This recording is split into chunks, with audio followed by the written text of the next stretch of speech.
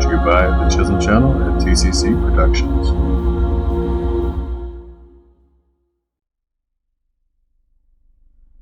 Yo, what's going on, guys? It's your host, Jackie Chism, back again with the Chism Sports Groove. That's the CSG, if you didn't know. And we got a big Friday show for you guys today. Definitely, think we should cover, last night's game before anything else goes into it. But, we're going to get into some Titans time today as well. They got the Steelers. We got locks, chances, and wild cards in Vegas, baby. Also, we're going to go over some NBA primetime games, and we got bowl games. I love bowl season. All right. Also, we got hot news and not news today. And in my final thoughts, we're going to go, I definitely think we should go over the landscape of the college football and how it's changing with Coach Prime and all the other NFL greats that are going to start coaching at the lower level schools. All right. Also, I want to introduce my co-host today, one Derico Thomas, a streamer and a sports enthusiast himself. Say hello to the crowd. What's good, man? Yeah, man. I go by Shadow Wolf. That's my gamer tag, by the way. I do stream up on Twitch, so if you want to check it out, by all means, go check it out. But yeah, man. I am a Cowboys fan, but I'm the most objective Cowboy fan that you will meet out here. Because I can't stand when other Cowboy fans be trying to hype up when they don't need to be hyped up. They just, if you trash, you trash. It's just that simple. That's always my problem with Dallas in itself, bro. Is the goddamn team, is the fans. Not even necessarily the team, the fans. I'm a Cowboy fan and I can't stand my own fans. I appreciate that. I definitely appreciate that. For real. Let me tell you the truth. When Steven, they be going off up on people, bro. I'll be like, I understand, Steven. I be trying to tell them myself. And I'm a fan. I can't believe that, it's a good point to have, because I just grew up in the Steelers household, so it was always the animosity there with all those Super Bowl losses and with the Cowboys. So over the years, it's all great at the end of the day. Definitely glad to have you, man. A difference of opinion as well. He's one of my friends, in real life. So I'm glad to have him here. So let's go get into it, guys. Let's go.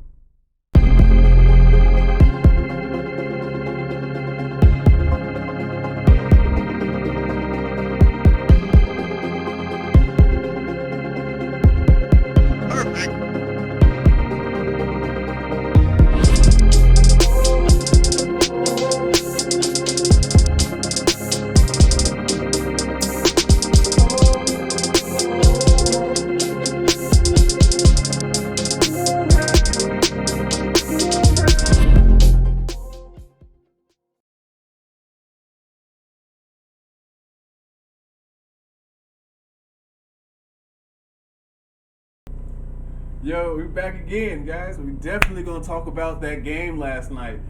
Oh, my God. It was a bar burner last night. Chargers and the Chiefs offense were on display. Huge outscoring game.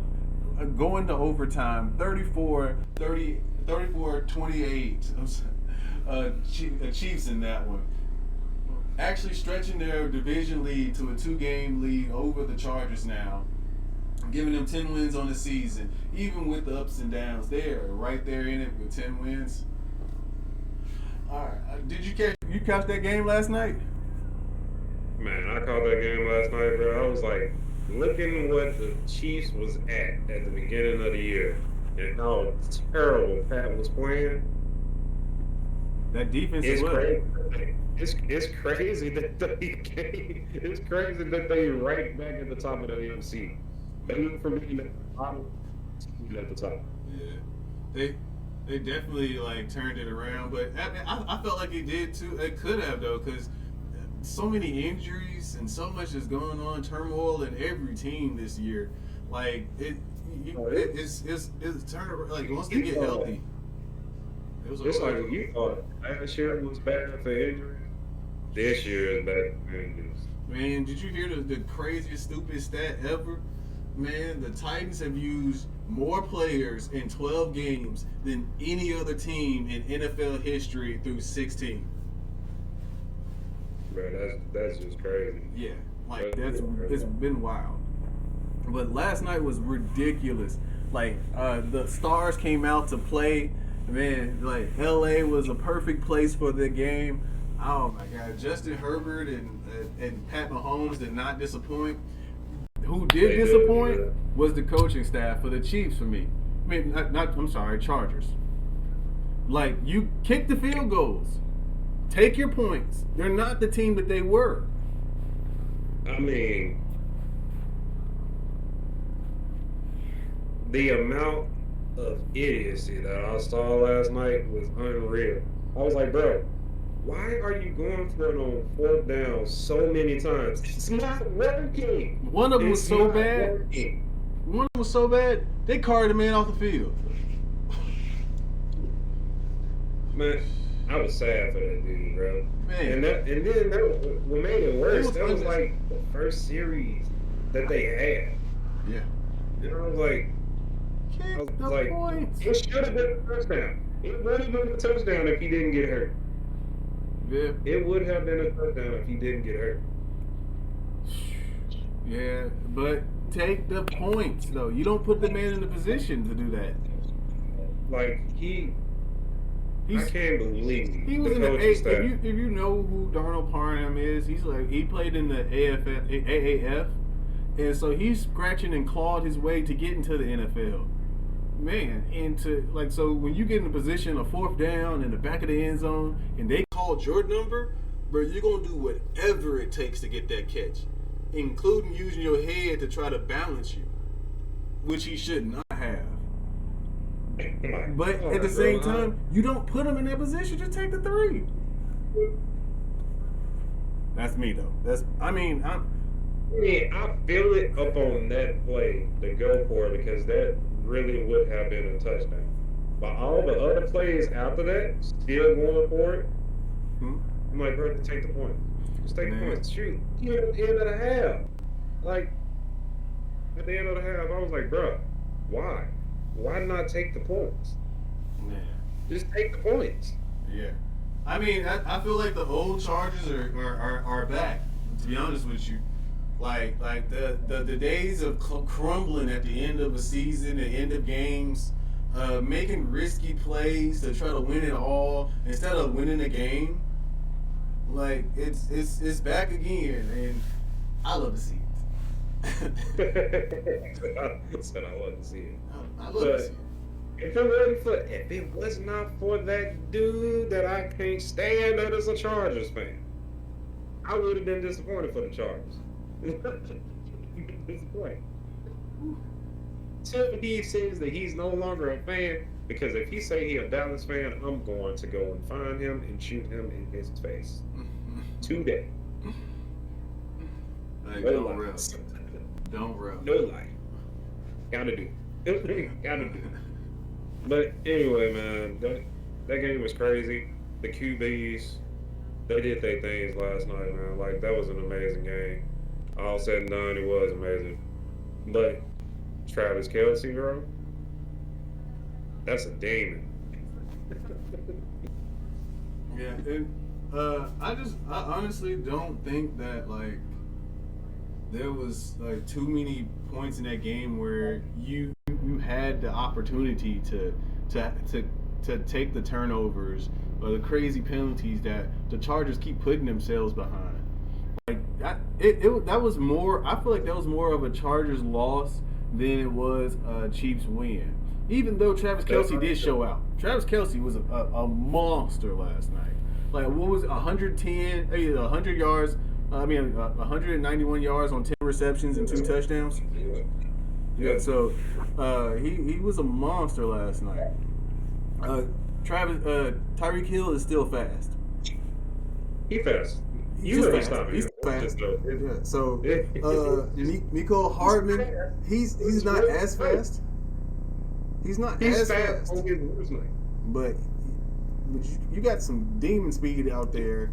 You got Travis Kelce who can run every route in the book.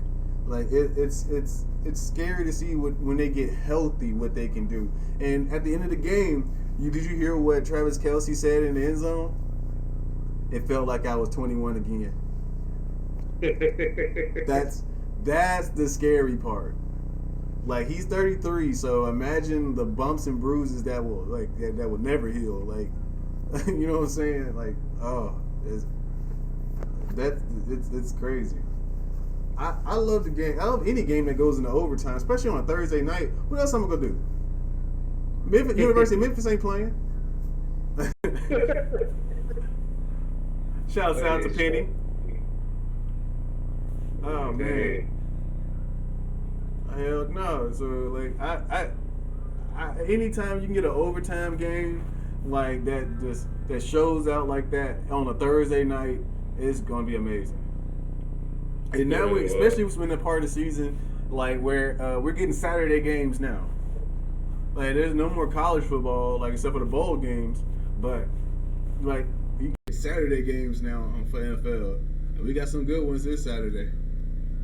Yeah, we do. We do. But I got one question though, right quick.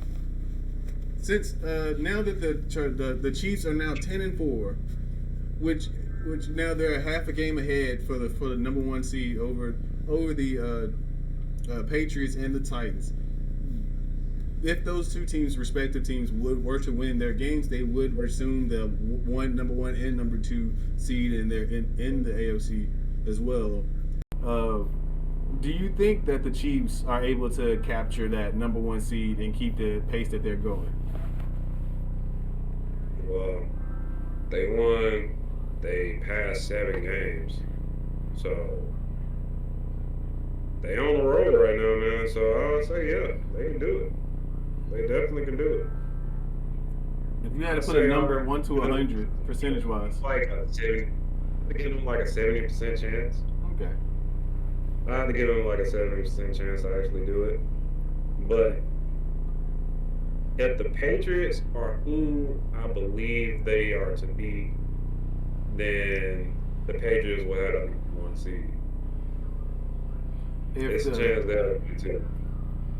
I can't trust the Titans right now because y'all run game is kind of it's on the iffy side right now since Derrick Henry went down. Did you hear reports? If y'all had King Henry, I have no problems. I'll say, look, y'all got it. No, y'all got it. Man, like you listen to Titans time. I got some good news, man. Did you hear the reports? It's like he could be back by the week 18 for the Texans. I might try to make my way down there if I can myself for that one. Like, to be honest with you, if King back, man, I don't know. Man, I just be on that one. Like, yeah, you give him like about 5 to 10 carries right before the playoffs start. If he's back before playoffs, then it's gonna be an interesting playoffs for the AFC. Mm-hmm. To say the least. The NFC it's always been top heavy in the NFC. It's always been the same teams all the time. But if you know, like, if you feel like I feel like about the Patriots, I honestly don't trust Bill Belichick and a rookie quarterback. Like, I trust Bill too, but I don't trust his defense. I don't trust him with Mac Jones right now. Not right now. That defense has played against the Jets twice, the Dolphins twice, the Bills. You know what I'm saying? Like, you pick your poison with that defense. When the Titans played them, they actually were able to move up and down the field on them. They changed, like, it was backup running backs fumbling that changed the end of that game. That changed the dynamics of that game. Agreed. But I still would trust Bill more because he will have that defense ready. Yeah. He will have it ready. Yeah. But I like Andy Reid. I like the. I can't Mac Jones until he gets into the playoffs. Once I see what he does in the playoffs, then I'll give him my opinion. See, so he does it in the playoffs this year. next year is going to be a problem for everybody. Yeah. Next year is going to be a problem because then you got to have Bill. Bill going to really mold him over the summer. Yeah. Oh, you got your top three teams. I think in the AFC right there. I think it's definitely you got the Patriots, who you can't trust. I can't trust their offense.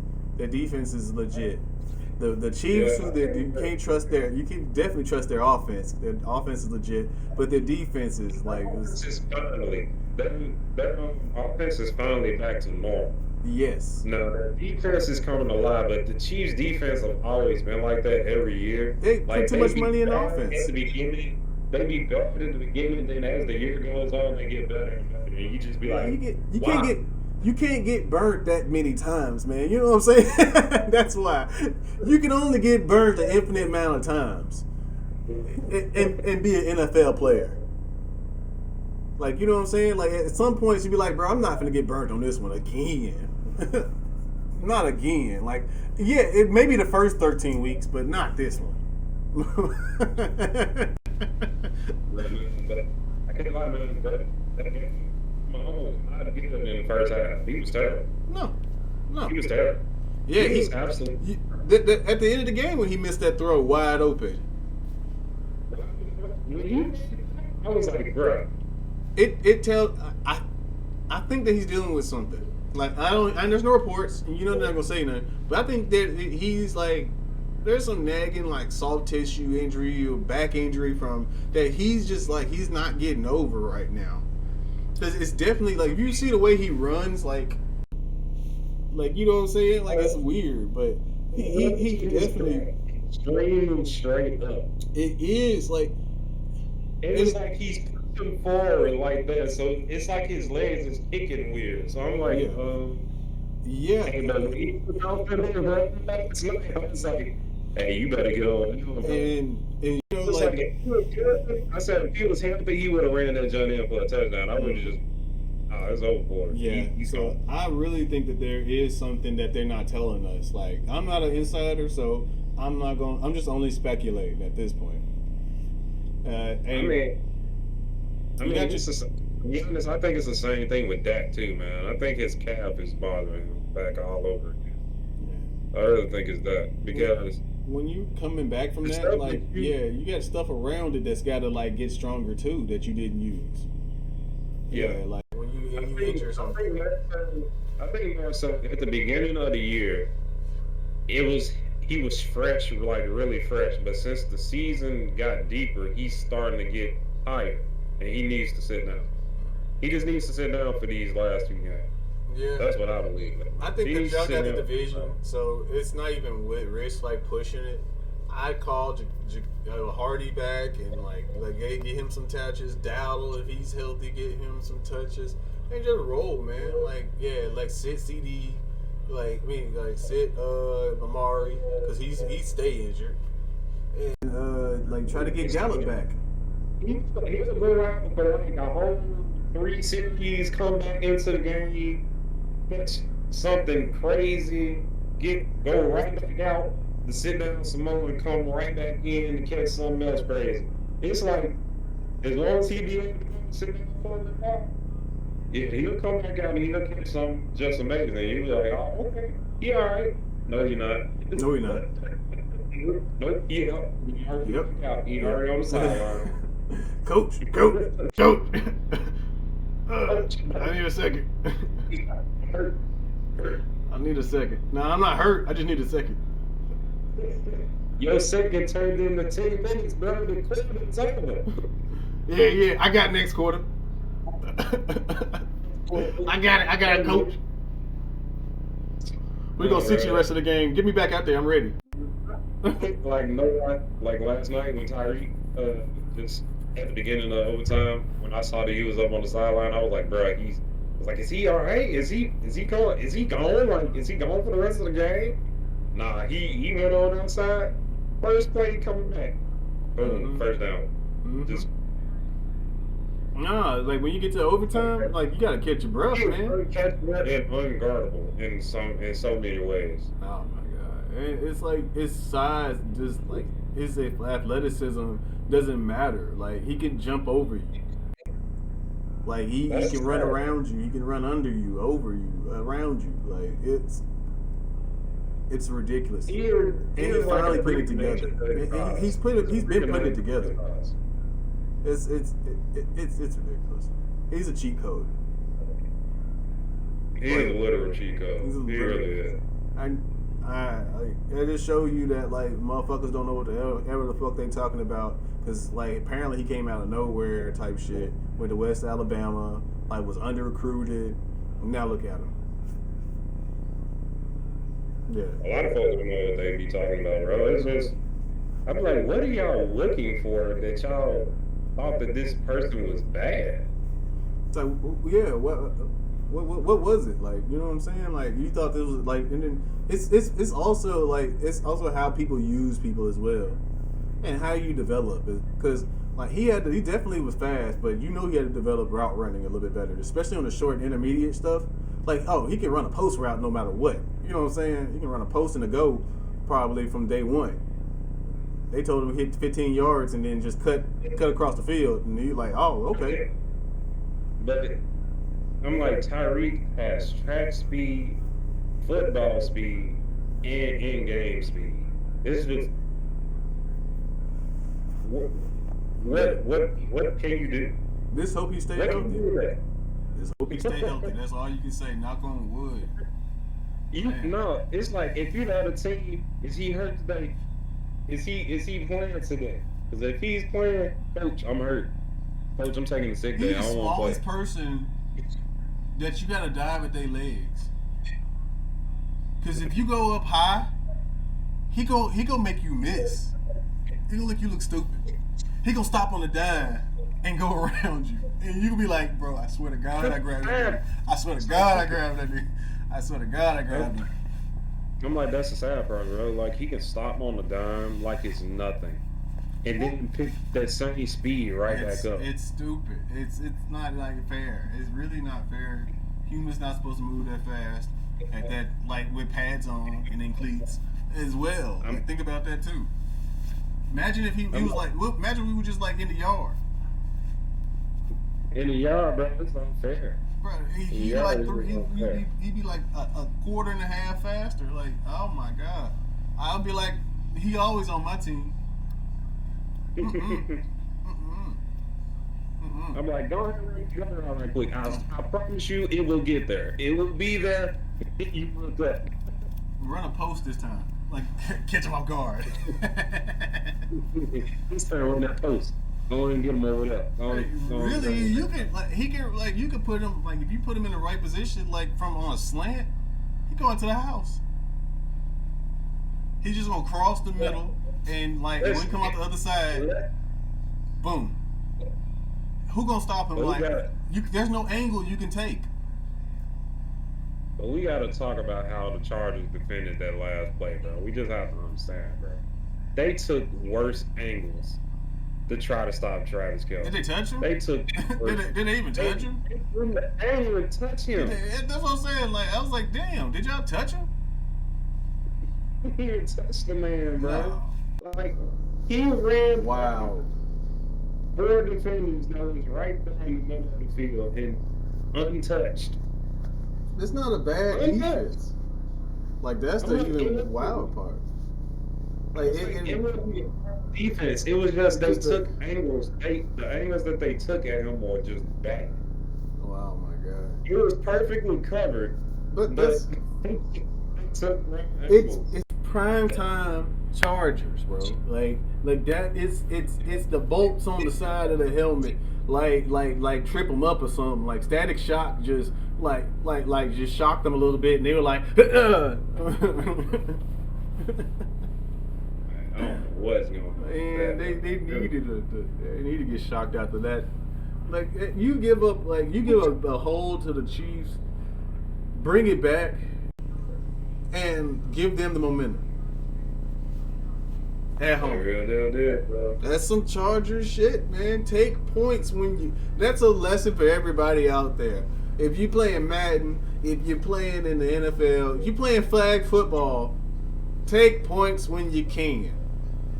It's because you only win by scoring more than the other team. Like Because they real deal just gave more points up than anything. That's why. Because if anything, the game should have been over at the end of regulation. If anything, it shouldn't even went into overtime. If the Chargers just did what they should have done, they would have won that game. Instead of just listening to dumb ball coach over there. Instead of If I was a special teams coach, I would have told the coach, "Shut up, shut up. We going out there. Shut up." we're just gonna be 23 people on the. We're gonna be 22 people on the field today.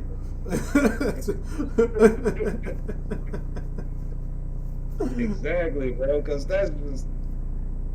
I don't know the lineup at tight end or at like blocker. I don't know. I'm just gonna stand in the same spot either way. See, he's gonna be looking at the walls. You're gonna be out there, and the quarterback gonna be like, "Oh my, I'm back here for a shotgun. What you back here for? I'm back here to punt the ball." See who catch it first. You passing it back to me? Like the punter, like, "Hey, you in the way, dog. Hey, dog, you in the way." What the hell? They ain't the running back. What you doing back here? Get off the field. No, you get off the field. It's fourth down. We kicking. Like, get down. Like he just standing right beside him. Like, are you gonna catch the ball or not? Bro, Are you gonna kick it? Like, there was a couple of times, like, dude, speaking of kicking the ball, bro, like, in my head, I was like, is that kicker hurt or something? Because all them 4 downs that they went on, he could have had points. I'm just like, is that kicker hurt? Do they know something that we don't know? That could be a thing too, actually. But so I was like, do they know something that we don't know? Is that kicker like not trustworthy? Like, I think he ain't. Left field or something? I wonder. I think that's what it is too. I think they had like a iffy ass, pretty iffy kicker, but those were like easy chip shots for anybody, even the worst kickers. Yeah, bro. You're at the 20. Exactly. So we're talking about what, 33, 34 yarder, 35? That's what I'm saying. I'm like, bro, he's there. And you're in the middle of the field. Just use your punter. Shit. I don't know. I would have made the punter kick. It's Chargers being Chargers though. You gotta love it. Gotta love it. Y'all made the heroics that Justin Herbert did look like nothing, basically. You made it look like nothing. Yeah, it was a wasted effort, like, at the end of the day for him as well. I like him. I'm an Oregon fan as well, so, you know, I've been following him since for a long time. He definitely should have been number 1 pick. But, like, yeah, he's showing out. He is showing out. I think he's better than Joe Burrow, but I really believe in Justin Herbert. I do too. He's a big quarterback with a rocket arm, man, and smart as shit. And so you gotta like it. The only thing that I have a problem with Justin Herbert is it's just the way that he throws. I mean, if it gets there, it gets there. Don't fix it. If it ain't broke, don't fix it. I mean, it's just the way that he throws that bothers me because maybe in game it looks different, but when you watch the videos back, it just look like he releasing it slow, like extremely slow. He does have a slow release. I will like it. It pops though. It make it like the way it's gone, but I'm saying it's just like they wind up some. Like that's actually that should be fixable if you think about it. Like there's been other quarterbacks that like that because he does drop his arm a little bit more and gets like a more baseball like pitch like to it, like a wind up pitch, like a going around. I mean that's just like Josh Allen, like in a way, because Josh Allen got a rocket arm too, but Well, yeah, they've been working on it. You can tell his progression on his though. Feet is He his used to throw problem. It was the that. way he tests his feet. Josh Allen had like something like he used to throw that shit like Blake Bortles like at one point. Like that's what I saw out of Josh Allen, and I think that like he's got more Blake Bortles than Pat Mahomes, than him. Like that's like, just because of his like throwing like motions and the accuracy of it. Like Josh Allen's not that accurate. He's just throwing to some of the best catching wide receivers. Emmanuel Sanders has amazing hands. Diggs has the best hands, and Diggs and Cole Beasley have the best hands in the league. They went out and got those two for a reason. Like it don't matter what you do, as long as it like is catchable. Like it's gonna stick. As long as it's in my catch radius, it's gonna get caught. And he can get it like and like he's not gonna put it like all the time on the numbers, but it looked like it because those motherfuckers catch like it is. Like okay, cool, it's over here on the numbers. It's up here on the numbers. Like what in the hell? Like I love it. I love that. Like he's gonna cost them the rest of the season. I don't trust Josh Allen. I don't think he's the best Josh Allen in the league. He said, "Oh, do you think you're the best Josh Allen in the league?" If you want to put it out there. Oh man. But it's like you want to believe in the Bills, and then the Bills do something stupid that just makes you go like. and then they turn around and lose to the Jags. Like, I'm like, how you gonna shut out a team and then that next week get beat, like get blown, just look stupid. Like they got shut out against the Patriots so bad, like it was ridiculous. That game was. I stopped watching. That was the most disrespectful game I've ever seen in my life. I just stopped watching. Bill said, "I'm not throwing the ball at all. I'm just gonna run it down your throat." That's it. He just ran it down your throat. That's all he did. Still won. No, Jones threw 3 passes. He threw 3 passes. Wow. You can't make that up, bro. It's like, You really can't. You should take that as the biggest sign of disrespect that a team just refuses. I mean, refused to really throw the ball.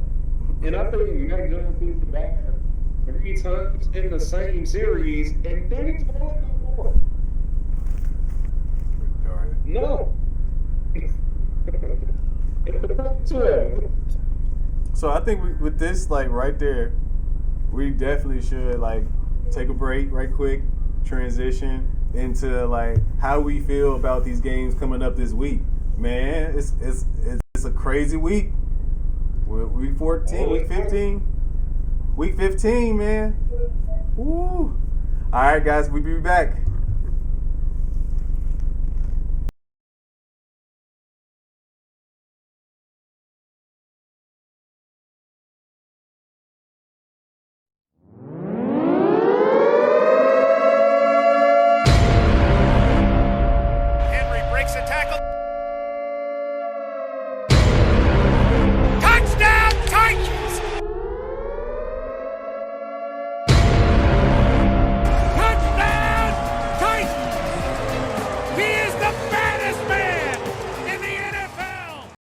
Titans time, yeah. We got the Steelers this weekend. It's a big matchup. Our old AFC Central rivals, the Steelers. Back in our Houston days, they used to go against each other and have some amazing battles. Actually, when they moved to Tennessee, they were still in the same division with Pittsburgh and with the Ravens. So if you ever wonder why like they play so hard against those two teams and Jacksonville, like that's what our division was. I also think the Bengals were also in our division as well. In our last days of the AFC Central, right before the relocation, and the Colts and the Texans were added to our division. The Browns were added back to the NFL and added to the Steelers, Bengals, and the Ravens division. So, yeah, we we have ties that go super deep within the two. I think today's gonna be a great game. But I think this is gonna be a great game this weekend. I think that it's going to be a barn burner. I do think it's still gonna be close. I think that it was even by Friday. Yeah, I think Vegas gave it even. I think that the Steelers are at home, so I would think that they're going to give the Steelers the line this weekend, at least by one. I'm going with Tennessee, though. All right, let's go why. We're going to dive into a little bit more why. All right, so today we definitely know who's not practicing, who's not in, who's not going to be there. For the Tennessee Titans, it does look like Bud Dupree is back at practice and is practicing. That's a great news. We're still missing a few key pieces as well. Dane Cruikshank is out with a sickness, so nothing COVID related. That's a good news. David Long is still not practicing. That's a big issue for us. We love his coverage speed. He's our best linebacker right now, flying sideline. Tia Tart is still out with that ankle. And Jack Rabbit Jenkins is still out with an injury as well. On the Pittsburgh side, it looks like Joe Hayden is out. Is a big name for them as well, and they're going to have some issues up front with their health. They got some O-line health issues and some more going on. I'm not too sure by Friday. By the end of the Friday practice, who's practicing, Saturday practice, who's practicing for the Steelers. But I can just tell you for the Titans, it doesn't look good for them. I got some key matchups to watch out for today. Watch out for on that game. That I think that the Titans offensive line versus the Steelers defensive line is going to be a big matchup for today. Definitely watch out for if TJ Watt is healthy, Cam Hayward, Stephen Tuitt. Watch their pressure because Tennessee has been giving up a lot of sacks, getting up a lot of hits on Tannehill this year. Hopefully they're still gelling pass defensive wise, pass blocking wise. But with TJ Watt being banged up, they've had issues with pass rushing all year. Look for that trend to continue. Also, with that matchup, you definitely want to watch and see how that defensive line holds up against the Titans' running game. If we can have some semblance of a running game, we can add back that play action. And Tannehill is the best play action quarterback in the league. So, giving him back to his strengths is going to help so much for our offense as well. Next, I definitely want to talk about the Steelers' defensive backs versus the Titans' wide receivers and pass catchers. That's going to be a big issue as well. Again, like we just said, if Tannehill can get back to his play action ways, it's going to be a great game for Tennessee. It's going to be a great game for him. But if we're just dropping back Tannehill 40, 50 times, you're going to have 3 or 4 mistakes in there. So hopefully we can get that. We can win up front in the trenches in a run game, and then on the back end as well with the play action. Now, I definitely want to talk about a couple predictions for this game as well. I think that the Titans will outpass the Steelers, but the Steelers will outrun the Titans. That's a big prediction for me. I think that the Titans really want to run the ball a lot in this game, especially being in Pittsburgh. It's cold, it's rainy, it's cold, it's windy, it's Pittsburgh. So you don't want to put the ball in Tannehill's hands too much. You also want to keep him healthy and upright for the rest of the season going into the playoffs, especially with this team getting back healthy. Next prediction is definitely I think that the Titans will win the turnover battle and the battle of penalties. Those are my 2 keys to winning this game. If the Titans can play very disciplined football, not get any penalties like they did last week, if they can turn around and not give the ball away, but get a turnover or 2, especially with that vaulting defense that we have, you like to see. I like our chances in this one, especially on the road. anytime they count the Titans out in the game that we could win, look for them to blow the team out, no matter what. I don't care if Derek's not there. I don't care if Tannehill's not there. I don't care if KB's not there. Jeff Simmons. It really does not matter. We play up or down to our competition, and the Steelers are playing down this year, but they're still the Steelers. So look for the most physical team to come out with the win this weekend, and I do believe that that's the Tennessee Titans. I have them winning this game 21-20. All right, guys, that's Titans time. When we come back, Vegas, baby.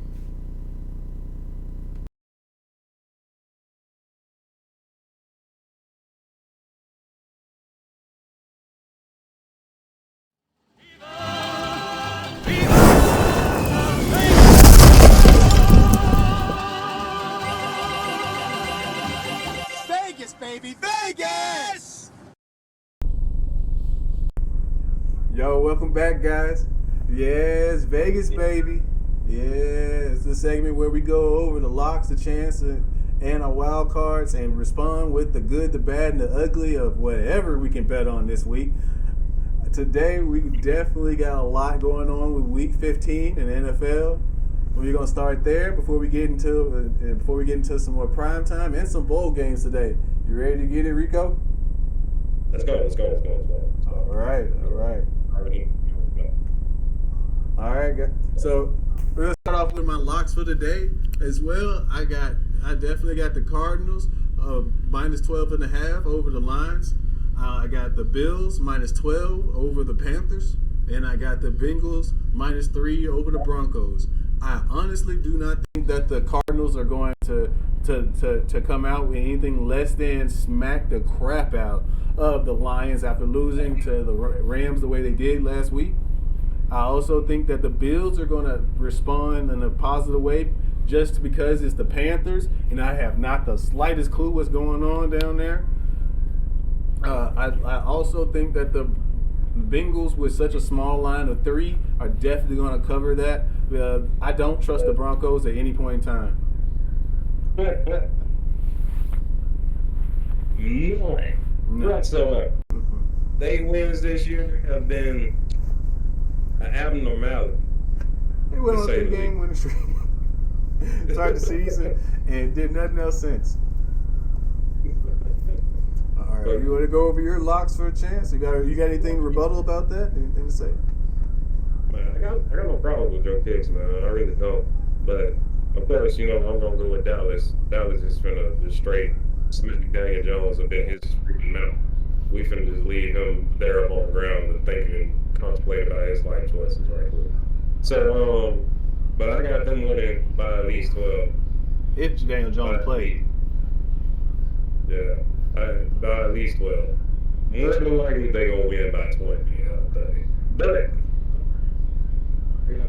least 12. But the Packers, yeah, she wins for this week.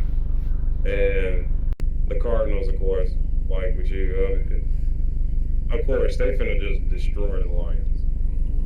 But it's no hope for the Lions no matter who is their quarterback. It's just no hope. It's just no hope. I don't dislike none of that picks. I don't trust the Giants. They've been in my ugly all season. I think that that they definitely going to remain there for the rest of the season, no matter what they do. I also think that the Packers that's a good win for them this weekend. That's going to be a big one for them. It's like I think that I'm right there with you on that.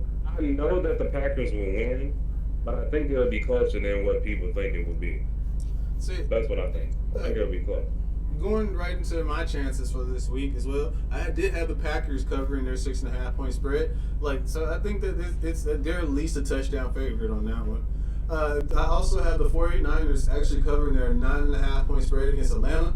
I also have the Rams covering their 4-point spread against the Seattle Seahawks as well. I think that the Atlanta Falcons are just like going to give a possession or two away right there at the end, and which I think that they're going to make sure that 9.5, which is pretty steep 11-point spread is going to cover. I also think that the Seahawks are just so indisciplined right now that you cannot trust. I cannot trust betting with them, especially against a team like the Rams, who are hot right now.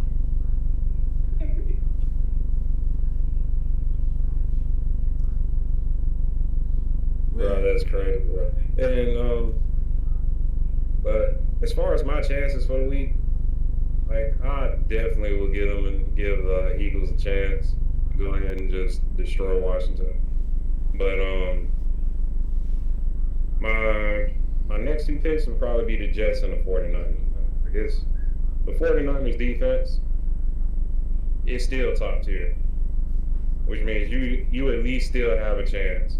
If your offense can just be competent, you will win that game. But my wild card builder, I'm sorry, Ray. I gotta go with the Seahawks, bro. I'm like, I feel that upset coming. I just feel it coming. It's like right there on the horizon. I just see Russ just having the Russ game, and it's done, and it's just done for. See, I just couldn't trust the rest of the team. The penalties, the turnovers. Hey, bro, penalties this year in the NFL have been unreal. They have been unreal. But also, people have been unreal. Especially for the Chargers. The Chargers have lost games because of their stupid penalties. It's amazing how they've like just crapped away like games. Like it's ridiculous. Like I can't even lie, bro. Like yeah, we beat the Chargers, but barely. And the only reason why we beat them is because they shot themselves in the foot with penalties. Week in and week out. Well, You can't expect to keep winning. But they don't have as many penalties as they do on the regular. That's when they win games. I'm gonna go over. It's like Chargers are legit. They're legit, just undisciplined.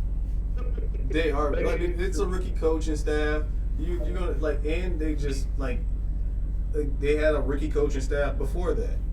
So the consistent turnover in coaching, like it's going to reflect at some point. Some of the players that played in that system and have played that team for 5, 6, 7, 8 years at this point have played for 4 different coaches. You know what I'm saying? And all of them been rookie coaches that made mistakes and been undisciplined and been fired. So, it's a compounding problem. It's Charger football at its best. Fast.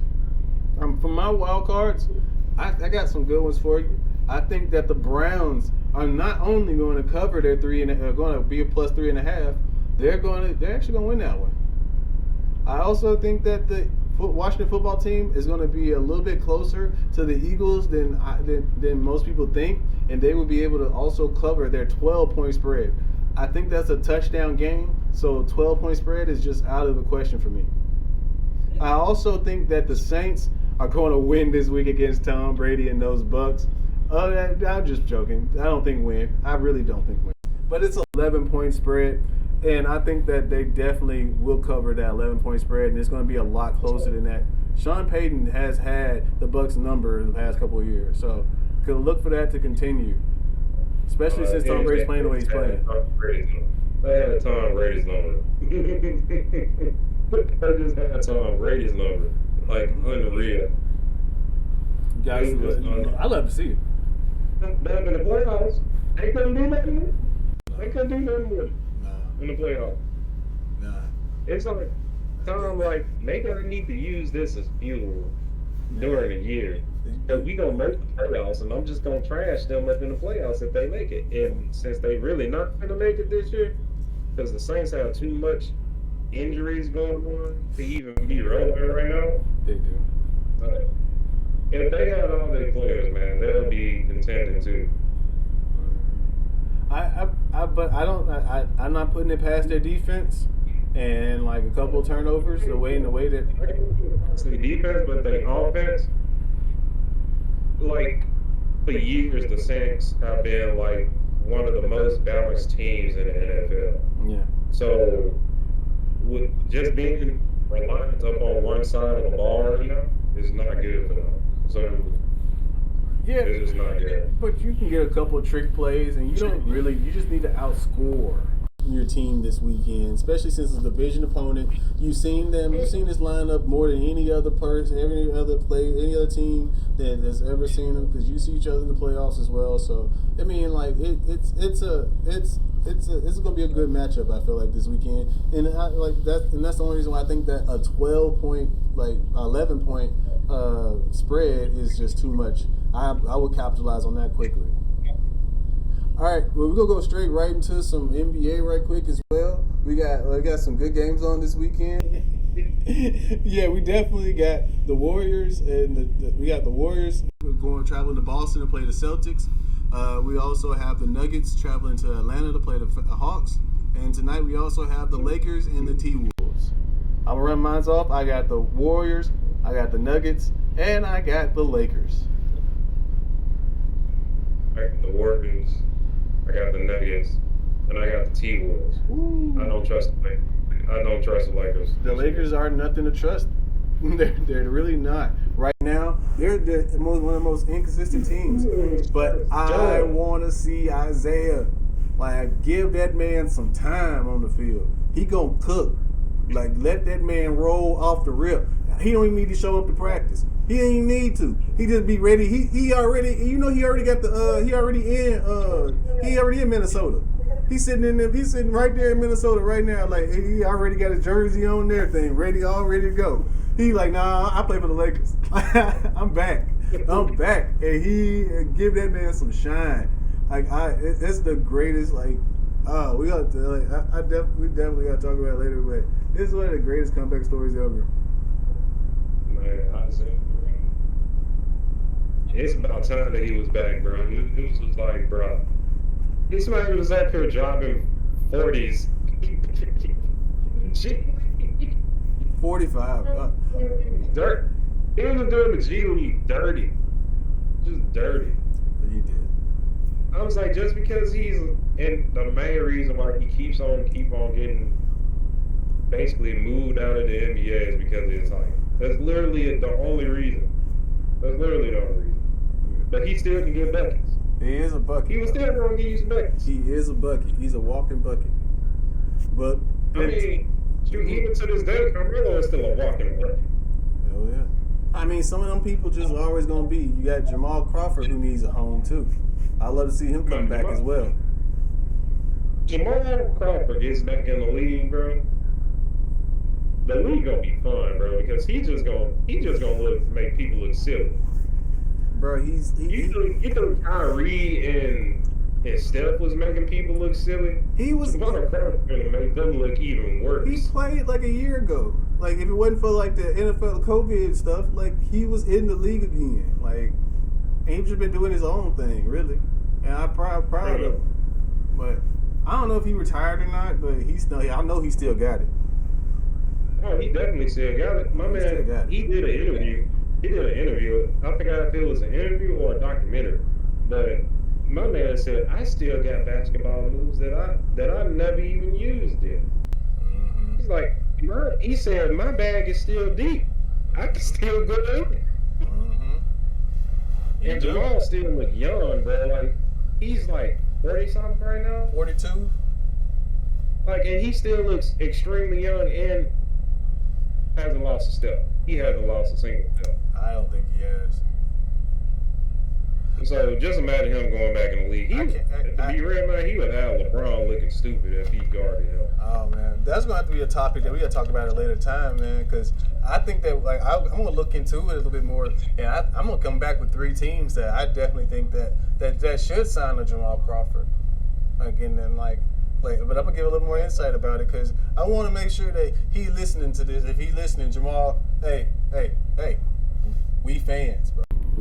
We definitely watching. We definitely want to watch you again. We definitely. I definitely want to watch you again, bro. When you was with the Hawks, he was with the Knicks. Amazing. With the Clippers. Man, Jamal Crawford no matter what you say, is the best six man of all time. Mm-hmm. The best six man of Sorry, all time. Lemon Pepper. Even though he from hometown, he one of our hometown heroes, like Lemon Pepper Lou. Shout outs, Memphis native. Yeah, Jamal Crawford got you, bro. Sorry. I got to, bro. I got to say that, bro.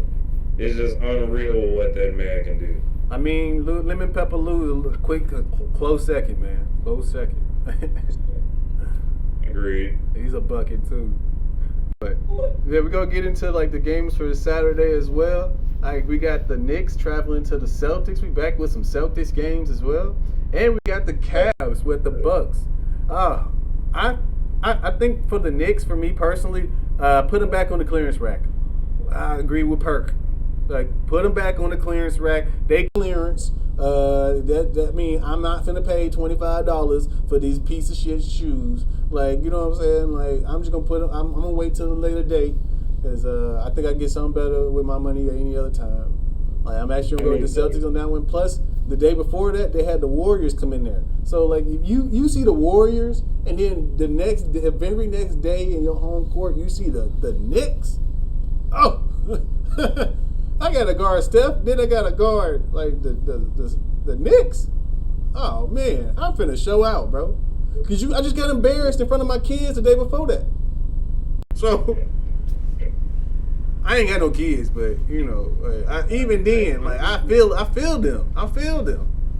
So this may be because I'm a Derrick Rose fan, but I don't think Derrick Rose needs to be there with the Knicks, man. He really don't need to be there.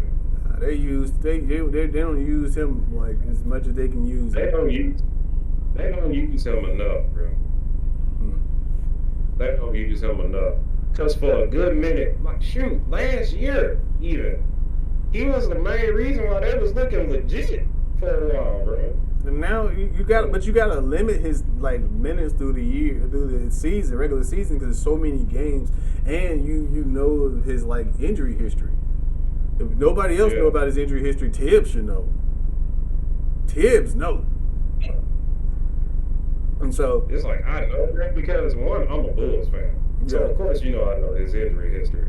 It's just the fact that he's still a bucket. True.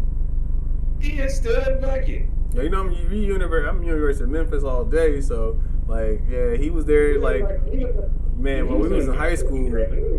Watching them, bro. Growing up in Memphis. Like, at that time when Derrick Rose like took them to the championship, oh my God! Like, bro, I didn't know you at the time, but I know you were watching the same shit. I was watching the same shit. Yes, I know everybody. Yeah. Everybody it was. I was faithful watching them that season. I was faithful watching them that season. I saw every single CDR, game. Chris Douglas, CDR, Dozier. Yeah. Man, Anthony Allen, Joey Dorsey, man, that was a squad. Like I met Dozier, like in the W, bro. That man is huge, bro. He was huge. I didn't expect him to be as crap.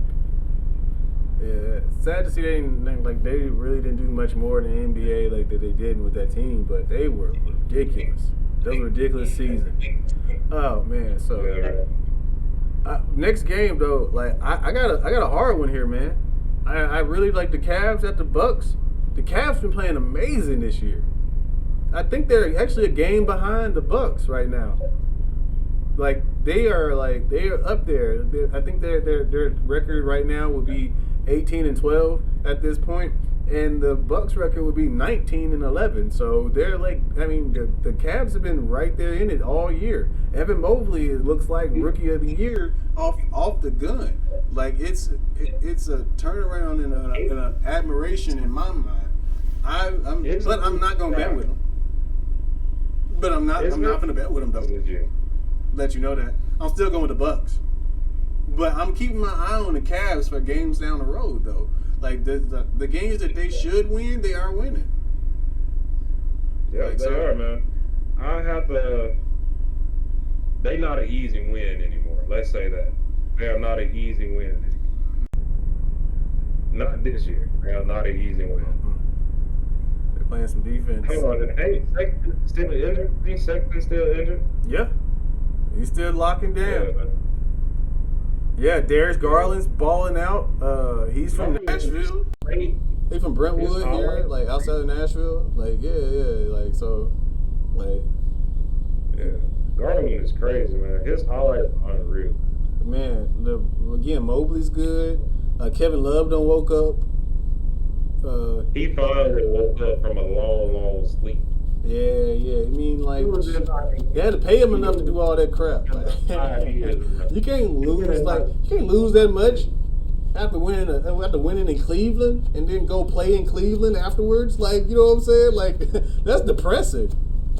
It is depressing for anybody. So it's hilarious that but Caspi's been playing amazing. I mean, like I've been watching at least the highlights as well, and they've been balling out, man. They put some points up. They do play some defense, but I'm not going against Giannis.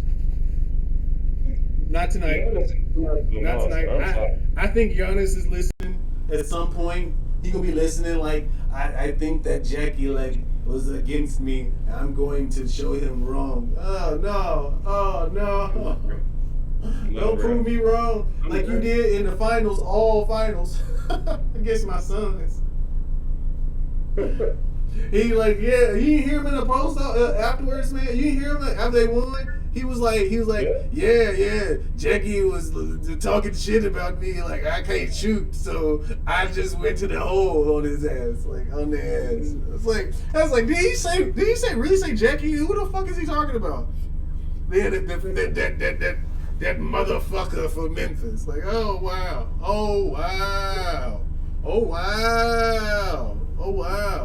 I didn't even have the show out yet. Oh man. He made Aiden a whole bitch that series. Oh, he did. And I was just like, Aiden's enough. Aiden's enough. Like, Cam, push that man out the goddamn lane. That's all. Shit. Fuck that dude. Like, who he talking to? Man, Giannis ain't man, we won a couple of games. Said, yeah. Giannis can't. Yeah. Giannis, you should have left Milwaukee. You should have left Milwaukee.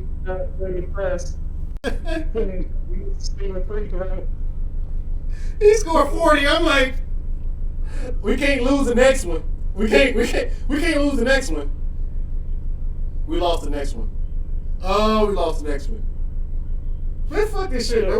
Why am I even watching this, man? Like, oh, why am I even watching this at this point? Is he talking to me? He talking about me. Oh, yeah. Oh, shit. Yeah, he right. I should learn to start talking shit sometimes. Bro, that's crazy, dude. This is crazy. Man. All right, let's go right into our Sunday games, man. We got 3 games on Sunday as well, with a football as well. We should go over. We got the Nuggets traveling to Brooklyn to play the Nets. We also got the Lakers traveling to Chicago to play on the Bulls. We also got the Mavericks playing against the T-Wolves. Right quick for you, I definitely think the Nets are going to blow that one out. The Bulls will win that one just because it's in Chicago. And I got the T-Wolves this time. Oh, so now you want to believe in the T-Wolves. But yeah, bro, I don't believe in the Mavs. I don't trust the Mavs. I don't trust the Lakers. And I don't trust the Nuggets. I don't trust the Mavs without Luka. I don't trust without Luka. And Luka being out of shape, like, is still like an issue for me. Like, is he hurt? He's always been that way, though. He's always been that way. Is he hurt or is he just lazy? But that's the real question. I'm still waiting to see. It's gonna come out at the end. Look, my man probably is looking around the league like, man, this is too easy. Maybe I need to give them a handicap. Maybe I need to be slow. Maybe I need to invest in Dunkin' Donuts, like for the rest of the off season. Like, yeah, because dude, like, he came back a little chunky. I was thinking myself, he ain't never been like the fastest, you know what I'm saying, the highest jumping. He ain't fast and he ain't quick. He's 6'9", 260, like 250, 260, and he uses that frame and that size to get where he needs to go and does a good job with it. Because he's played so much basketball in pro since he was like, what, 13, 14 years old or some crazy shit like that. Like, he's been pro forever. Like, yeah, so he knows how to use his like body and his momentum and play the game. But like when you play in the NBA, like them dudes are the best jumpers you've ever seen and the fastest people with a ball in their hand you ever seen. You know what I'm saying? Like it will show up at some point that it'll be an issue. And like if he's not taking his conditioning completely serious at this point, because he is doing a great job in the NBA, then it's the thing with Zion though, but at least Luka the way Luka's game is, he can be all right. The way Zion's game is, no. No. See, but I don't think that I think that the way, because every time that he gets a new treatment and stuff, that it confirms the information that he's still hurt. And when he's at you know how like Adrian Peterson was able to tear his ACL in December and start in August. Like I think that he has the opposite body frame. He's not once he gets his abilities and his skills and sets, it's there, but he's a longer healer. And and the fact that he plays the way he plays, you know what I'm saying? If he don't sit out completely and let everything heal, because he does so much, he jumps so high, he's so with that force. His legs have so much force and power within it that it's he can't have no injuries below the belt. He really anything below the belt is gonna automatically be you know what I'm saying, like a racehorse that broke his leg. You know what I'm saying, a cruel person just tell you it's time to shoot him. Hey, we ain't got time for it to heal. No, it will heal. It will heal. Zion's problem also, man. He's not taking his conditioning serious. Well, you can't when you're on a foot like that and you that's your I bruised the bone in mine. You still do something. You still gotta burn calories, bro. If anything, you're eating too much. But at the same time, I've seen pictures. I've seen collecting pictures of that though too. I've seen pictures where he's taking pictures with a charity event with a kid, and he looks like the same machismo buff stout motherfucker. And then you see the ones that's at the when he's at the game in the red, and he's look like he Pillsbury, he BFB Pac-Man. You know what I'm saying?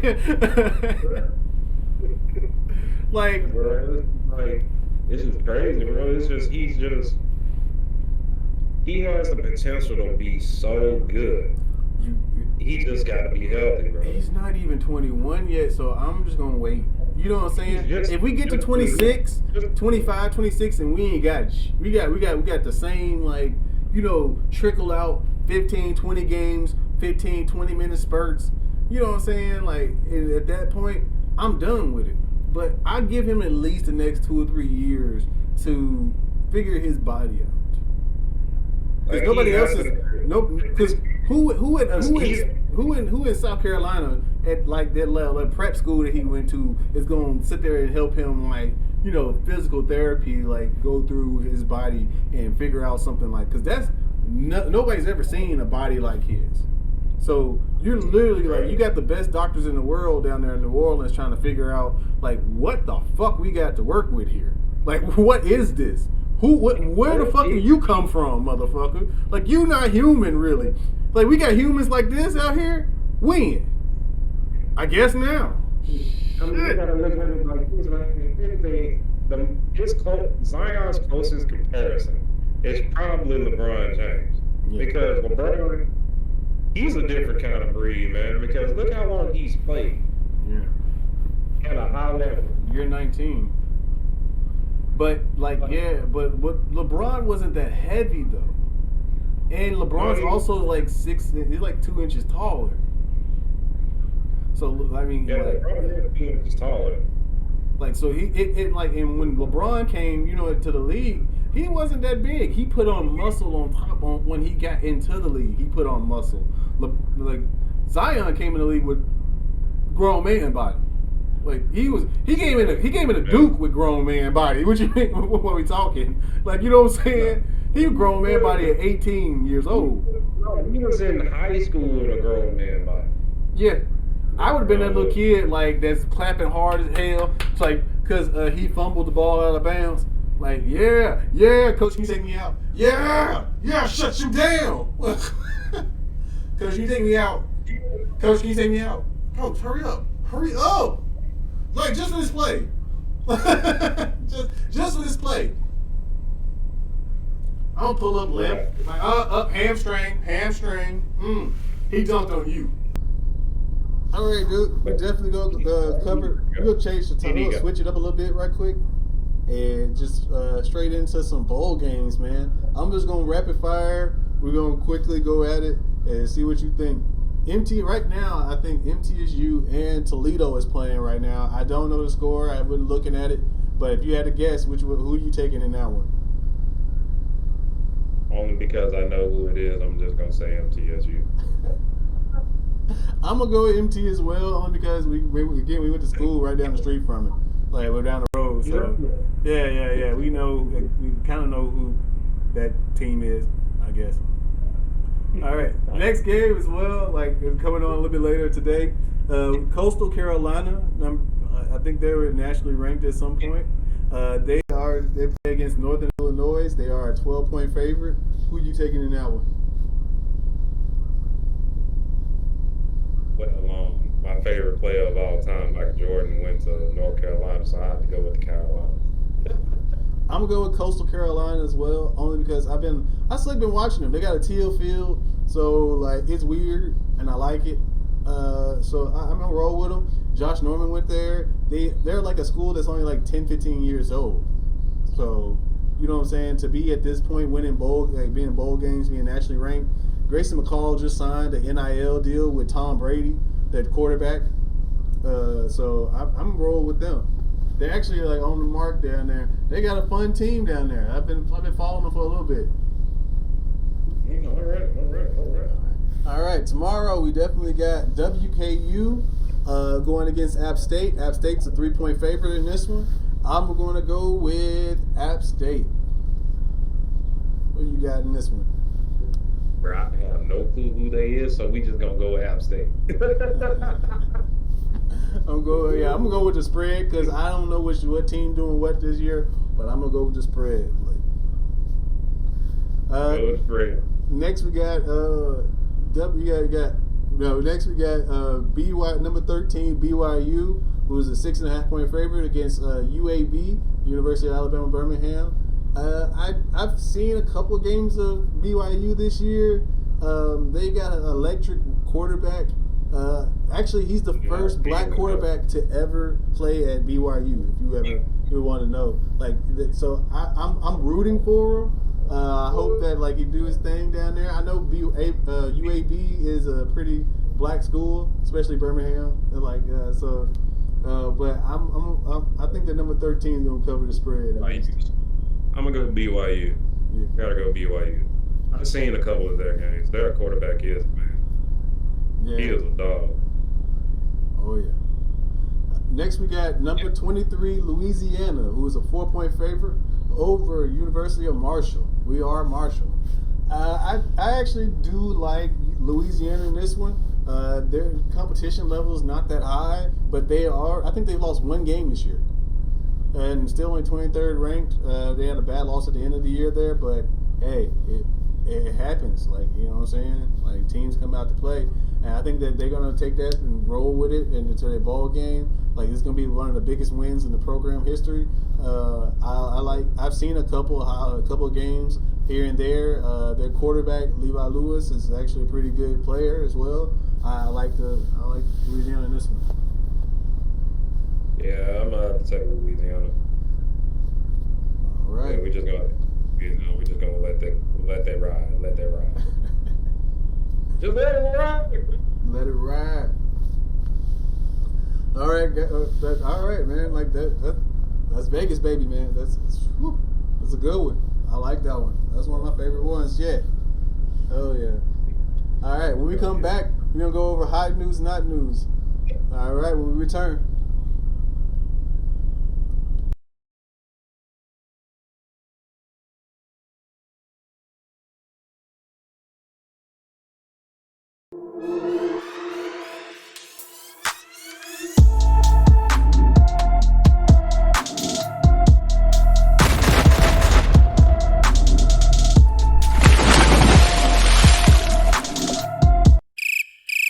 What?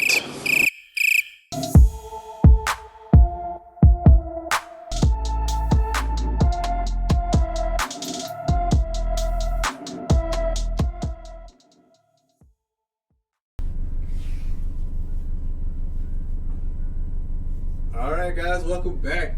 Now it's time for a hot news and not news. Like, this is the segment where we go over the latest stories in today's sports, and we decide whether if it's hot news, and if it is, we're gonna talk about it, and if it's not, we're gonna let it ride how it rides. Like, all right, you ready, man?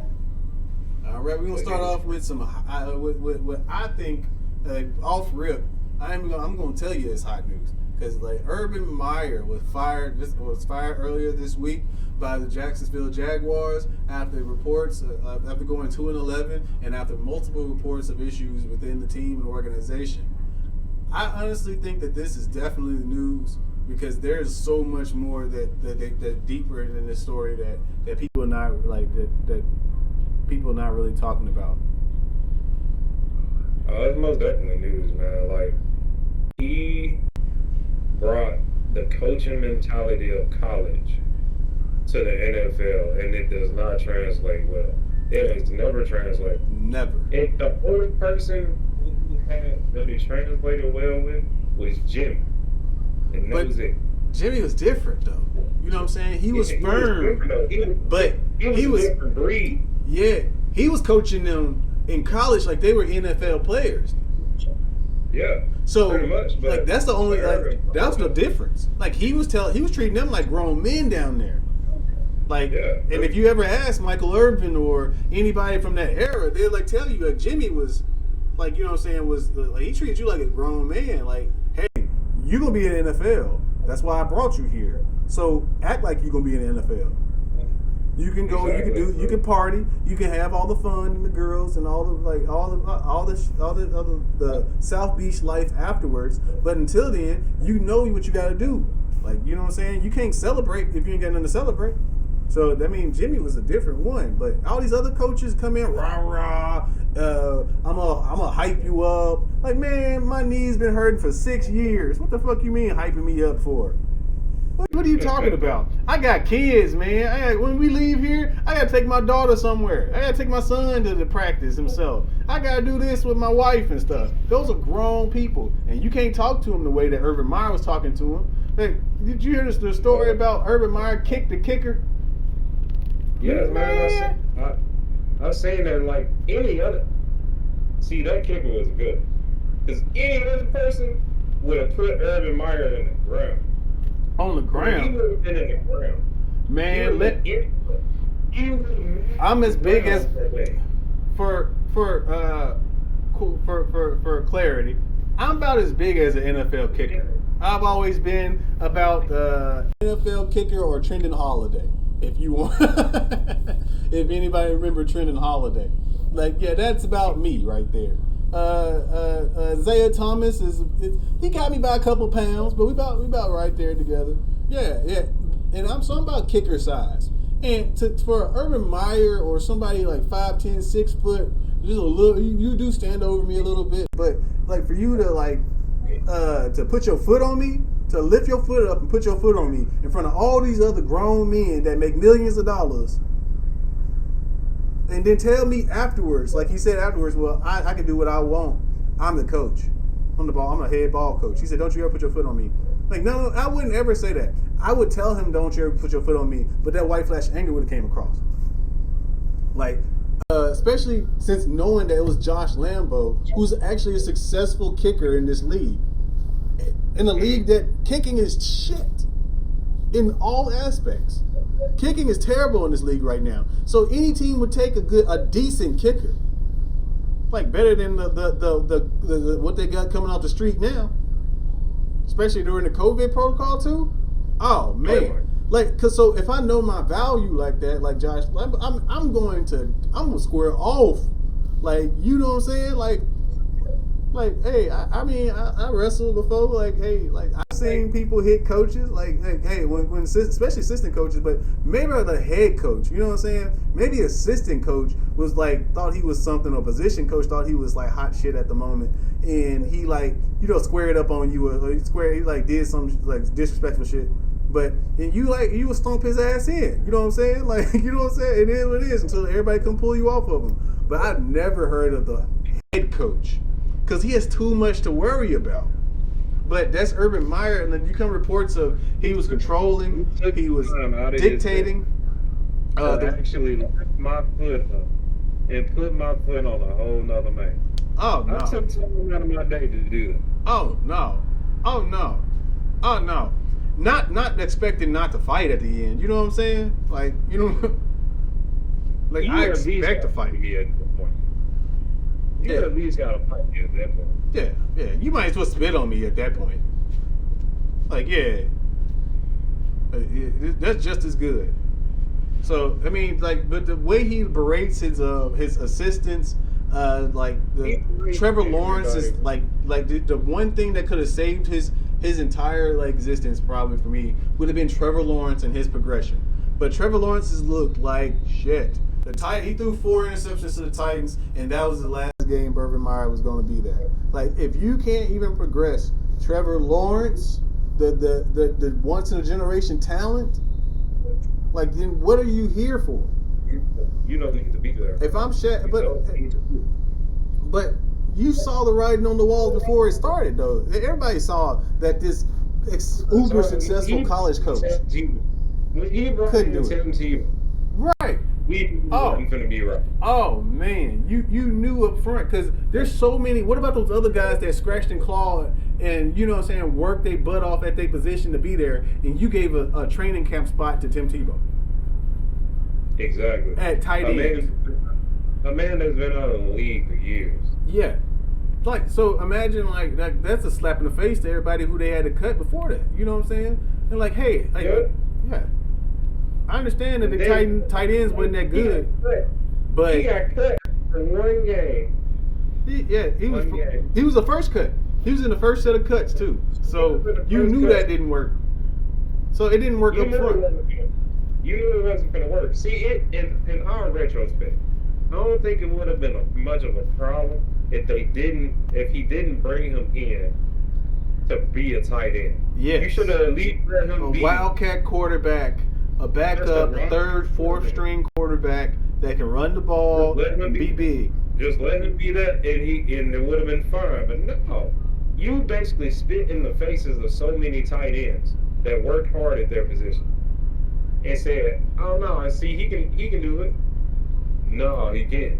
Also, another thing as well, like when one of his first hires was the strength and conditioning coach from Iowa that got fired from Iowa for using racial slurs and being confirmed racist. Like, you act like you're not in the NFL. Like, these are grown men.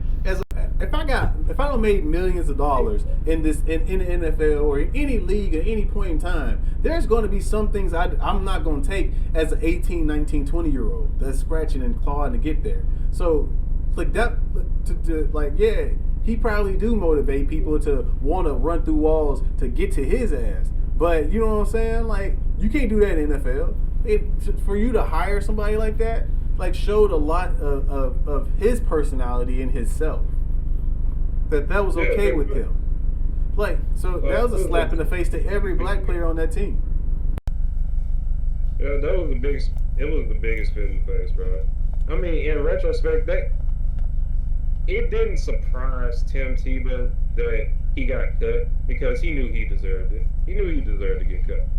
But that surprised Tim was the fact that you hired a guy that is a known racist, and you know Tim Tebow is not a racist at all. He's a genuinely good dude. Yeah. I've never heard a bad story. Good dude. It's just with the fact of that, him doing all of that, it just proved that he was not ready. It was things that he had hidden that even his closest people didn't know. Yeah. So he didn't deserve it, bro. So I think that this definitely news. I like Daryl Bevell, like the defensive coordinator. He was in Green Bay for a long time as a defensive coordinator down there. He's getting his interim shot. I feel like they're going to have to bring in a play calling coach for Trevor Lawrence to negate some of the negativity that was that he absorbed through his first season. Eric Bieniemy, who calls the plays down there in Kansas City. That we've been talking about trying to get Kellen Moore, the guy from Dallas. Yeah, too, I mean like Kellen Moore, but I don't know if Kellen Moore's ready. But that'd be a good one offensively. That'd be a good name as well. Somebody to help him out.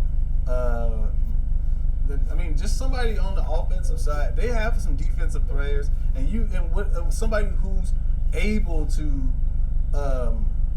run a successful franchise, day-to-day operation-wise. You know what I'm saying? Just the getting in and out of practice, getting into treatments, getting into like what your offense installed. They have they've gotten some like talent on that team, and they're gonna have another good like draft picks as well. So like they're gonna keep doing it. Right. So I don't want to see them succeed because that's Derrick Henry's team. So you know what I'm saying? Like Derrick Henry, if he don't want to put no money in that team, then don't put no money in that team, bro. Because you know he owned that. Like just like Aaron Rodgers owned the Bears, Derrick Henry owns the Jags. So like if the Derrick Henry family alley cats ain't good next year, it's because Derrick Henry and the family didn't put no money into it. So you know, like, hey, it's cool with me either way it go. All right, man, we're gonna switch it up right quick. We got the next topic as well. Coach Prime is at it again down there in Jackson State University. Like, he definitely just recruited the number 2 recruit in the nation, the number 1 defensive back in the nation, is going to go play for probably, in my mind and most people's minds, the greatest defensive back to ever play the game of football, and the only shutdown corner that I've ever seen on tape besides Darrelle Revis maybe is definitely Coach Prime himself. I feel like this is definitely news. Being that we, especially us being from HBCUs. It's not just news, it's also history. Because he made history with this. Yeah. Like, no top prospect has ever went to a HBCU or a low level that ESPN's recruited. Let's say that. Because we've had there's Hall of Famers. There's like Richard Dent and Claude Humphreys and Ed Too Tall Jones and Doug Williams, and there's so much talent that's came out of like Jerry Rice. Jerry Rice went to Mississippi Valley State. The greatest wide receiver of all time went to HBCU. Like so. I mean, Chandler Thurman went to Georgia. I think that this is it's not you're right. It's not only news, it's historical. This is a turning point in football, in college football. Because with the NIL deals, like you can be a millionaire wherever you go. Like with the new NIL deals, like I promise you, it's opened up you to go anywhere. Because because what they always tell you, if you're good enough, you can go to you're gonna be in the NFL.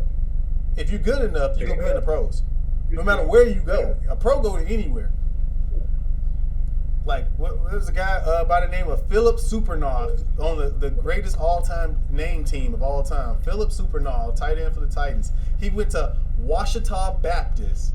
That's O-A something. Like it's spelled with an O and an A. Ouachita Baptist, and he made it to the league. If you're a pro, you can go to Tiddlywinks. Like, you know what I'm saying? I mean, you could be hooping out at DeVry. You know what I'm saying? You know what I'm saying? Still, like, I thought they shut it down. They got a good basketball team this year, though. That dude, that center, that 7-foot center is amazing. He going pro. Like, you know, like it don't matter, like where, like you're good enough, you going. And Prime is putting that to like a test. And not only Prime, Hugh Jackson, the former Raiders and Bengals head coach, he's down there at Grambling State, and us as like me being us being like formerly at Tennessee State University, I'm an alumni myself. Like we definitely, we're definitely watching Eddie George as how he taking over that team at TSU. So I mean, it's the whole landscape is changing. Look at Cincinnati, how they're in the playoffs this year. Like, you know what I'm saying? First non-Big Ten, big conference team to Power Five to get in. Like, it's amazing for what we're gonna see in the even playing field. Now, Alabama's still gonna be up here. You know what I'm saying? It's still Alabama, but how everybody else catch up, I can't wait. Because please stop everybody going to Alabama. Like all 5-star recruits, please just go somewhere else. But you can be a billionaire anywhere. There's no reason for you to sit on the bench for 2 years and then hopefully get into play, and you beat other 5-star recruits and the other greats of all, like great NBA, NFL players, like at Alabama. You can go, like, talent should be spread around again. It makes the game better. It makes every game more watchable to me. Exactly. So, I mean, this is definitely one of the greatest news in sports. Like from a competitive standpoint, from a wide standing standpoint, the next few years, every bowl game is going to be ridiculous. Like I think we're going to end up we're going to have to start watching and covering the FCS playoffs more in depth as well. Like, because they're getting, like, those guys are NFL players now. Like, you know what I'm saying? Like, you can't just keep saying, oh man, another person popped up out of North Dakota State. Who's that? Yeah. You know what I'm saying? Like, what Prime got down there? Like, I know what Prime got down there. I'm gonna follow that to the fullest. But like, man, it's crazy. Prime's defensive team is gonna be unreal. His offense is gonna be unreal. He's actually an offensive guru. Because he knows defense. He knows defense so well, you know what I'm saying? Like, he knows defense. That's why Bill Belichick did so well, been doing so well in the league. He's defensive minded, which means he can stack his offense how he's yeah, exactly. And that's why I think Prime calls plays for his son. His defense, Prime's defensive backs are going to be top tier recruits. Oh, especially since you just grabbed the number one recruit in the nation. In some circles, number 2 in some. When they go to the draft, they're going to be top picks. Oh, not only that, but when you have, like, think about this too, though. When you have the top pick, like you have like the top like defensive back, that attracts a top wide receiver. Because now you got somebody that I can go up with, and we can be friends, or we can be like your frenemies every day. Like, because I know he going pro, so if I battle him every day, I'm going pro. Like, that's a top 10 pick right there. So if I battle him and I can actually beat him on a consistent or even inconsistent basis, or on a normality basis, and I'm up there and we skill levels are comparable, I'm going pro. That's what Trayvon did. That's what happened with Trayvon did. Mm-hmm. Yeah, because you play with your brother all day. You know what I'm saying? Like, his brother probably spanked his butt, you know what I'm saying, for the last 10 years. Like, just spanked him, like burnt him on every route. Well, not everybody is Stephon Diggs. You know what I'm saying?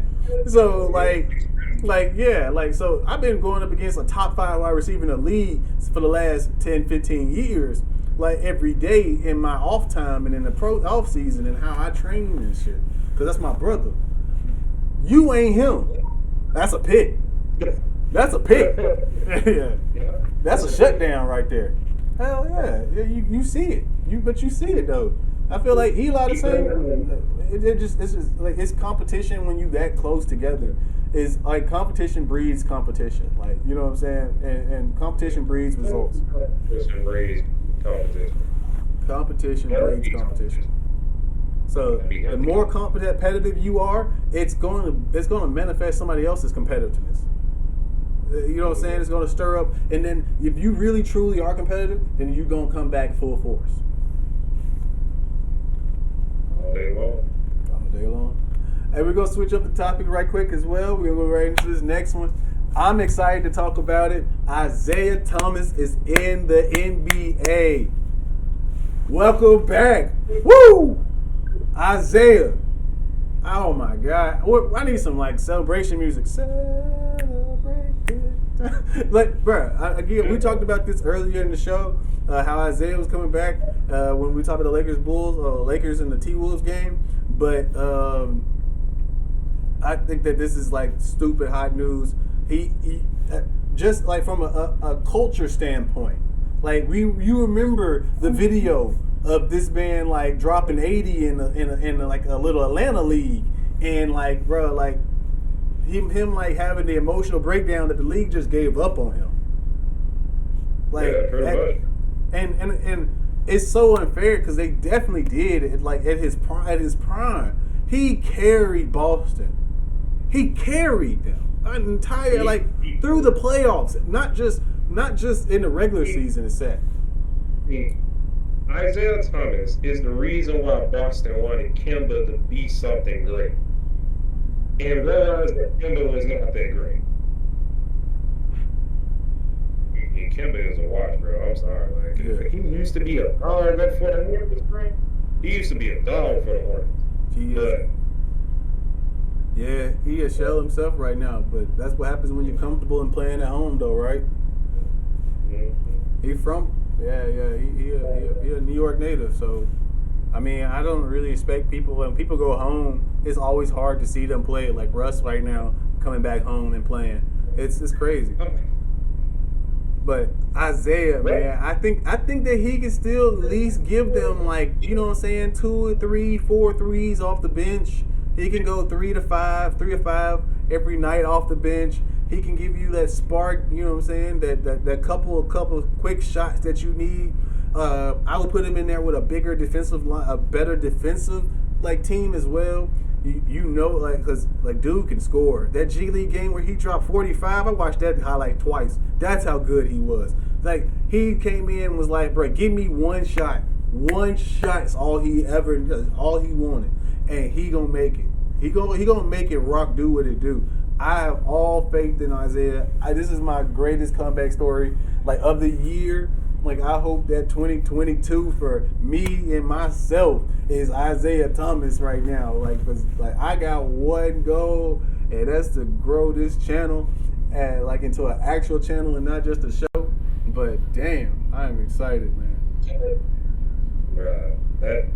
That alone, there's a lot of good news that's happened as of recently, man. Especially after all the stuff that's going on in society, like right now.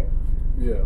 Having something good happen, or even just a touching story, is always good. Because even when, like last year, when Carmelo was getting back into the league, I was happy, bro. I was like, Carmelo is better than damn near half the league by himself right now. He should be in the league, just like Isaiah should be in the league, just like Jamal Crawford should still be in the league. Yeah. I mean, like, basketball is about scoring. I mean, it's defense, passing, there's a lot of other concepts, but you got to outscore the other team, right? You still got to outscore the other team to get that done. You got to. Defense win championships. Yes, it does. Yes, it does. But let's win this games, though. The offense sell tickets.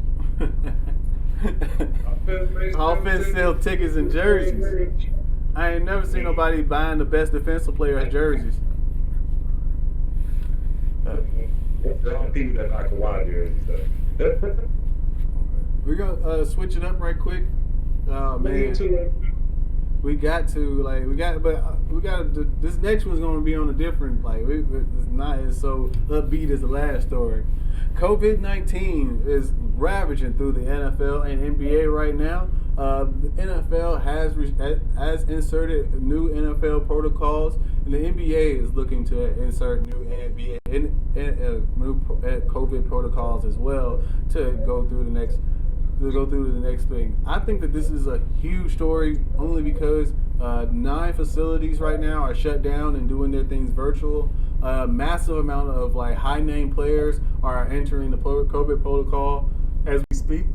and they will not be able to play for either this games or the next couple of games, changing some of the team's outcomes as well. You saw the Jalen Ramsey and Tyler Higbee like getting scratched right before that game. I mean, there's every team right now is dealing with some level of infestation with the new Omicron variant outbreak that's going on. It definitely hurt a lot of teams last year. It like the outbreaks and the inconsistency and the lack of routine that players could get into to keep their bodies healthy, to get this to keep knowledge of the system, game plans. I think that it's going to show itself again in this year as well. There's going to be a huge downfall for some teams. I can't tell you which ones. It's going to be up to the leadership in the building, the facilities, and also on the field to tell which teams are going to be worse affected by these new COVID outbreaks that have been popping. Man, and it's not just that, guys, man. It's not even just for the NFL. It's actually for the world. Man. It's gonna be. It's really about to be really bad all over again. Like some folks were finally just now getting used to being back out and about up in the world. It's likely that you might be shut right back down with this new variant, especially if it spreads even faster than the old variant. This mutation right is we got three. We got the normal COVID, we got the Delta variant, and now we got the Omicron variant. So still all rummaging through. Like, only thing this is doing is just proving that viruses evolve. Like you learned that up in school, viruses evolve, man. So, and this one is evolving fast. Well, they evolve when they have a host. So the fact that we are not everybody's not that we can't all get together and wear masks like some other countries. We can't all get together and figure out what we want to do. Like, if we're gonna shut down, then shouldn't we be supported or should we not be supported? You know what I'm saying? Should it that was the worst part about what I had to say. I'm sorry, but what I had to say is I'm probably gonna be looking really bad because we're Americans, but as an American, we were stupid. We did not do what we were supposed to do. We should have shut down and supported our country the way other countries did. We should have did that. We did not do that. We shut down, but still made people have to go and pay bills. Still have to come up with money for everything. And then still was struggling to go and get food because folks was just going to stores and just taking everything. And then for a long period of time, for months at a time, folks couldn't find anything to even eat or wipe their own ass. So it's just. If you remember correctly, they were supposed to be huge stipends for essential workers like grocery store workers and doctors and lawyers and people who still had to continue going. Some gas station attendees and stuff like that still needed to work and stuff. That never happened. That never manifested itself. No, that never happened. No, they went to work for the same shit wages. I'm an essential worker. Like me personally, I'm an essential worker. So the bonuses that we were supposed to get, we never got. Our job themselves had to give us the bonus because they realized, that the actual country is not going to do. They gave the money away, $4 trillion. Follow the money. They gave $4 trillion, almost $5 trillion away, and we got a couple thousand. So I mean, they gave the money. They had the money and they gave it away. It's just who it went to again. And if they give it a chance to go back again, I don't know, man. Luckily we got our things going and we're set up to what we're doing. And I hope everybody else is who went through that and survived at the end of 2020, moved forward and put themselves in a better position so that 2020 could never hit them the way that it hit them, because it hit me really hard as well. But dang, I feel like it's when people when the people at the bottom start feeling it, everybody, like, you know, it's gonna go ripple through the entire economy at all parts. Not only is it sports, not only is it like this the business side of things, it's also like the social aspects of it as well. So like this has like so many repercussions for us in our daily lives that it's just ridiculous at this point. Like, it really is, man. It's just, and it's like, and then you also have to deal with the folks that's just not understanding that you need to take care of yourself. Yeah. And there's still people today that still don't believe that COVID is real. And I'd be like, How many I more have millions of family people need to die? I have family that died. So I'm like, it's definitely real. It's a real thing. So you need to take care of yourself. And then they only want to take care of themselves after it don't happen to them. I mean, Like, do it before, bro. yeah, Do it before. we got more than just a COVID problem here, personally, in America. I definitely will, like, That's a whole nother story. that's a What whole else other we topic, a got? whole other show. Luckily, this is a sports show. We gotta go too much more deeper into it than that, man. Like, god damn. What do you think the Nets should do with Kyrie, bro? Ah, man. Like, because the way it is, he did what they was talking about doing at the beginning of the year anyway, Yeah. is only let Kyrie play road games. No. Because that's what they talking about right now. They talking about making him only play road games because he can't play in New York. Yeah, or in He can't California. play. So He just can't. Me personally, I think that like by March-ish, there should be some less restrictions. Don't quote me on that. It might be another variant. Like we've been going through this forever. We might continue to go through this forever. But maybe there like be some relaxing of some restrictions by March-ish. So if they can, because they're number one seed right now, they're balling. KD's balling. See the game last night? KD's like he told them to go that way. He told Philly go that way, which is the exit. He didn't do it alone. Yeah, no, James is playing. James is playing. I'll give him James his due. He's not in that same like role he was in Houston. Like, cause he has KD that's playing that score first mentality role. He's getting like everybody else. He's been that passer. But no, James Harden is becoming like one of the best point guards in the league too. he's always been that. He just had like, and when he was in Houston, they gave him the green light to do whatever the fuck he wanted to. When he was in Houston, he basically had the backpack that whole team. Man, he thought he act like that.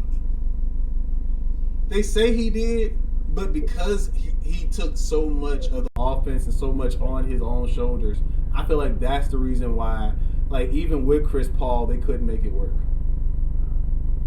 He couldn't make it work with Russell Westbrook either. But And it was because of James Harden's play style down there. And because of Mike D'Antoni and that play style and what he allowed him to do. See, Steve Nash is different.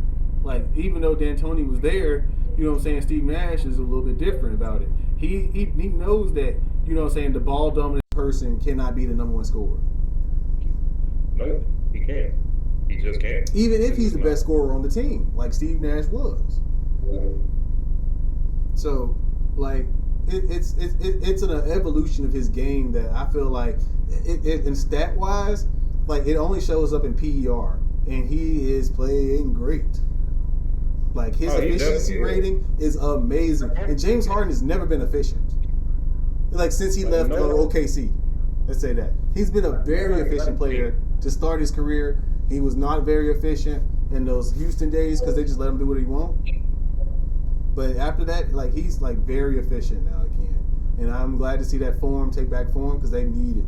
I think that when they get Kyrie back, and I think they're just gonna wait and get Kyrie back, it's gonna be a problem for everybody else. Like I think that it's even a problem for the Warriors at this point in Phoenix. They're better than the Bucks at this point. I think that KD without James. Like he's like, give me James or Kyrie. I don't care. Give me one of them, just one of them, and watch what I do. I was a foot on the line away from whooping y'all ass. You know what I'm saying? He was a foot on the line of telling Giannis to go. I was a big toe away from y'all motherfucking asses. Like, yeah, like he ain't letting that go again. And you see what he put on Twitter? I know I need the love, but I'd rather take the hate because he finna use it. That man finna eat demon time right now. He own it. I'm not playing with KD. He the best player in the world. LeBron ain't playing like it right now. But LeBron the best player in the world because it's always dependent on him on whether who is the best player in the world. Mm-hmm. So like yeah, KD the best right now, but that's only because LeBron ain't what he doing. He ain't doing what he's supposed to right now. He'll get it though. Watch, and then when LeBron claims his throne again, it's gonna be stupid. If he do. But when we come back, I definitely gonna go over my final thoughts for the day. I want to also before I go, I definitely want to thank you to my co-host today, Rico Thomas. Definitely tell them where you can find him at, where you can find you at, bro. Man, you already know you can find me up on YouTube, The Best Shadow Wolf, and you can also find me up on Twitch, The Best Shadow Wolf. All the same. So, like, if you just want to come just to vibe out, watch me be a goofball up on video games, or watch me rage. I do rage a lot. It's a thing. I've accepted that I rage a lot, especially with COD. But yeah, if you want to watch that or just want to come get some good vibes, because every now and then I might hit you with like an anime style stream of me just playing like an anime game. So you, whatever you want, man. I just like to chill. If you just want to come and chill, just to vibe out, I'm there. All right, man. Again, that's my friend. So, hey, anytime, man, you want to come back, we'd be more than happy to have you, like, as well. He's definitely part of the Chism Channel family, like in his own umbrella under like Shadow Wolf as well. Follow him, like, subscribe, give him all the thumb and praises and love that you can give him. Hey, thanks, guys. When we go back, I got final thoughts. See.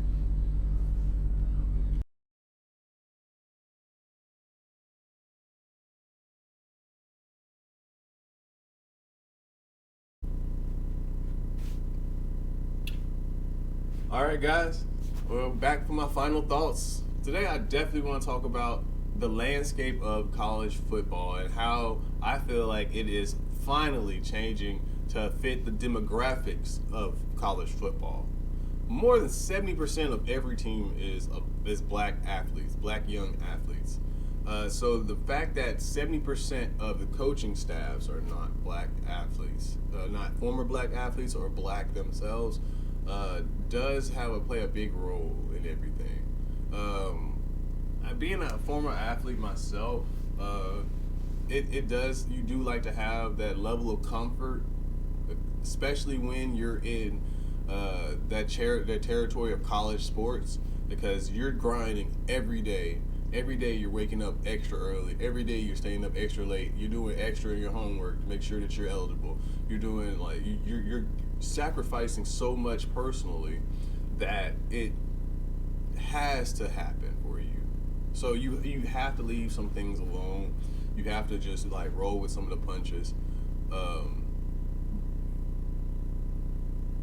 But you can see that like a place like Alabama or Columbus, Ohio, or Athens, Georgia, you're gonna have issues because of like where they're at, but those are the places you kind of have to go to if you want to succeed in the college football landscape. So talking about Deion Sanders, Hugh Jackson down at Grambling State, and even Eddie George at my alma mater, Tennessee State University. Those are huge for the sport. I mean, huge. Like, those are great NFL like caliber talent. Like Eddie George is one of the best running backs in Tennessee history.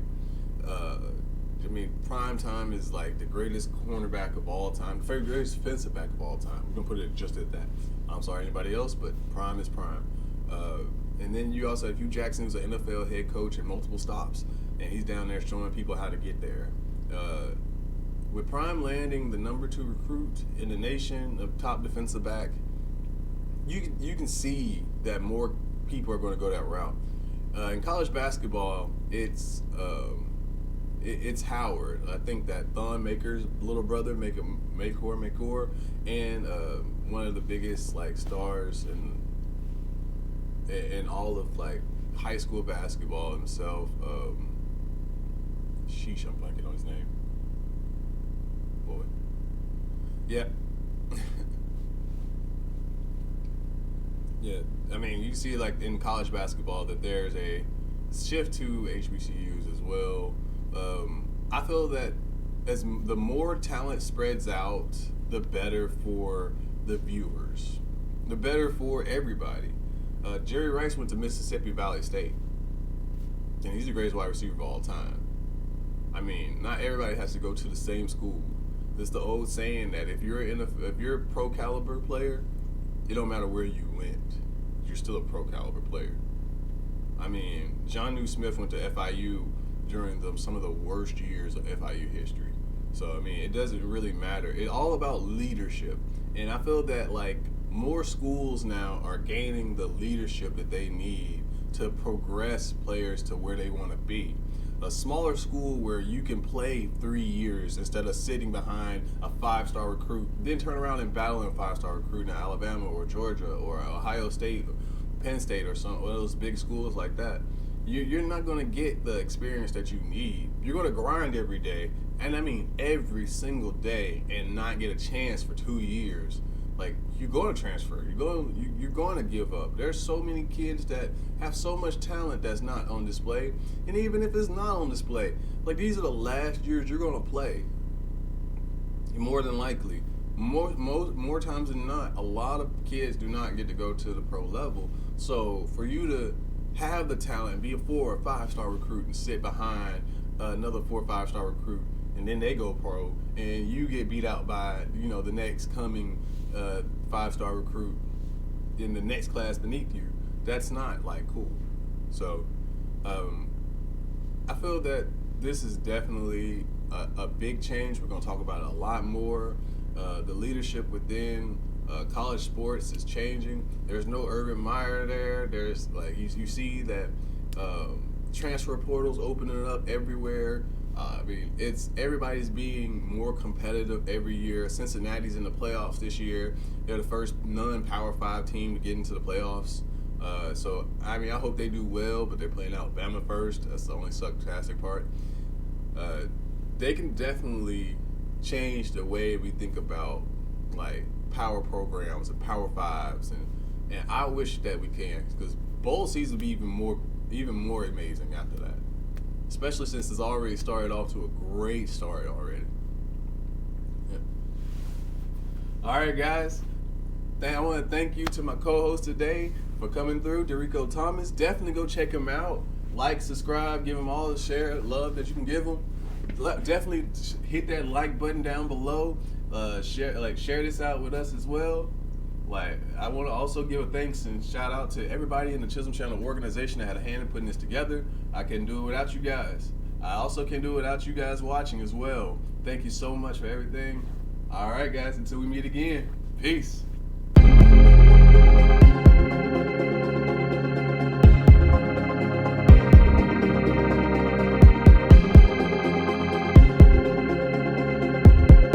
Perfect.